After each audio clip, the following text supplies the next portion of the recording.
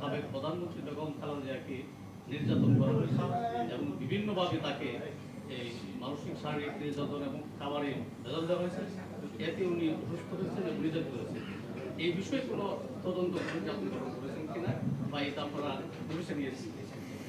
যে আমিও পেপার পত্রিকা দেখেছি, বাট আসলে যদি ফর্মাল কোনো অভিযোগ আমার কাছে করা হয়নি, দাখিল করা হয়নি। যদি ফর্মাল অভিযোগ আমি পেই তখন হয়তো আমি এটা তদন্ত করে দেব। আপনাদের মাধ্যমে আমি আজকে আসলে জানতে চাইবো যে আমরা আপনাদের ফিডব্যাকটা কি, অথবা আপনারা কি কেমন ভাবছেন যে কারা অধিদপ্তর আগের অবস্থান থেকে পরিবর্তন করে কোনো নতুন অবস্থান ক্রিয়েট করতে পেরেছে কিনা, অথবা যে সমস্যাগুলো আমাদের ছিল সেগুলো সমাধান করতে পেরেছে কিনা। আমি এখানে বাকি যে বক্তব্যগুলো আছে এটা রিড করলাম না, শুধু মেজর যে জিনিসটা আমি আপনাদের সামনে বলতে চাই, মেজর যে জিনিসটা আমরা করেছি অথবা করার চেষ্টা করছি। আপনারা জানেন সরকার নীতিগতভাবে সিদ্ধান্ত নিয়েছে বাংলাদেশ জেল ডিপার্টমেন্টের নামটা পরিবর্তন করে কারেকশনাল সার্ভিস বাংলাদেশ করবে। এটার যে প্রক্রিয়া শুরু হয়েছে এবং আমরা অলরেডি আমাদের প্রস্তাবনা মন্ত্রণালয়ে প্রেরণ করেছি, এবং আমি আশা করছি যেহেতু নীতিগত সিদ্ধান্ত হচ্ছে বাকিটা অফিসিয়াল যে প্রসিডিউরগুলো ওটা পারবে একসময় আমরা রিচিভ করতে পারবো।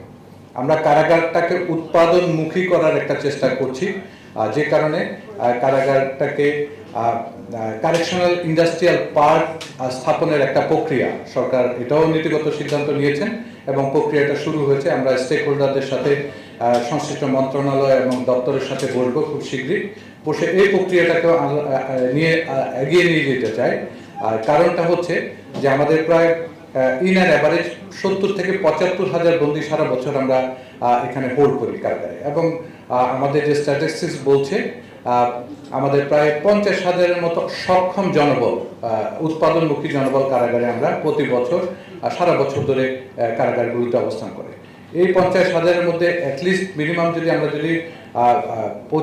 20 থেকে 25 হাজার জনবলকেও যদি উৎপাদনমুখী করতে পারি, তাহলে আমার মনে হয় যে সরকারের যেমন একদিকে যেমন রাজস্ব সাশ্রয় হবে, একইভাবে আমাদের ডাটা বলছে যে যারা অনেকে আছেন যারা বন্দী, বিশেষ করে যারা বন্দী হিসাবে আছেন, তারা সাধারণত পরিবারের উপার্জনক্ষম ব্যক্তিটাই কারাগারে থাকছেন, যে কারণে স্টাডি বলছে যে তাদের নিজে তো সাফার করছে, তার সাথে সাথে তার পরিবারগুলো সাফার করছে। আপনাদের দেখেছেন যে আমাদের মাননীয় উপদেষ্টা কিন্তু পরিষ্কার করে বলেছেন যে যাদেরকে যদি এরকম আমরা একটা পর্যায়ে নিয়ে যেতে পারি যাতে তারা কারাগারে বসে উৎপাদনমুখী হয়ে ইভেন তাদের পরিবারের সাফারিংসটাকে কমাতে পারে। হয়তোবা বন্দী থাকার কারণে তাদের চলাচল সীমিত থাকবে, বাট তারা উৎপাদনমুখী হয়ে তাদের নিজস্ব খরচগুলো মেটাতে পারবে, এর পাশাপাশি তারা কারাগারে বসে কিন্তু ফ্যামিলিকে সহায়তা করবে। এরকম একটা কার্যক্রম প্রক্রিয়া আমরা নিয়েছি এবং আশা করি এই ক্ষেত্রে আমাদের হয়তোবা যদি সরকার চূড়ান্তভাবে অনুমোদন করেন তাহলে আমরা সরকারি বেসরকারি ব্যবস্থাপনা এবং সহযোগিতায় এই কাজগুলো এগিয়ে নিয়ে যেতে পারবো, এবং তখন হয়তোবা কারাগারগুলো একটা উৎপাদনমুখী একটা পরিবেশ সৃষ্টি হবে। সাবেক প্রধানমন্ত্রী বেগম খালেদা জিয়াকে নির্যাতন করা হয়েছে এবং বিভিন্নভাবে তাকে এই মানসিক শারীরিক নির্যাতন এবং খাবারে ভেজাল দেওয়া হয়েছে। এতে উনি অসুস্থ হয়েছেন এবং নির্যাতিত হয়েছেন। এই বিষয়ে কোনো তদন্ত আপনি করেছেন কিনা বা এটা আপনারা পুলিশে নিয়েছেন? যে আমিও পেপার পত্রিকা দেখেছি, বাট আসলে যদি ফর্মাল কোনো অভিযোগ আমার কাছে করা হয়নি, দাখিল করা হয়নি। যদি ফর্মাল অভিযোগ আমি পেই তখন হয়তো আমি এটা তদন্ত করে দেব। জি পত্রিকায় বলেছেন, বাট উনি কিন্তু অভিযোগ দাখিল করেননি আমার কাছে। আসলে ধরেন আমি যদি অভিযোগটা পাই, ওনার এই অভিযোগটা যদি ফর্মালি আমার কাছে আসে তখন অবশ্যই আমি তদন্ত করে দেখব। জি ধন্যবাদ। জেলারের প্রবলেমটাকে আমরা খুব শীঘ্রই ইনশাআল্লাহ শেষ করতে পারবো।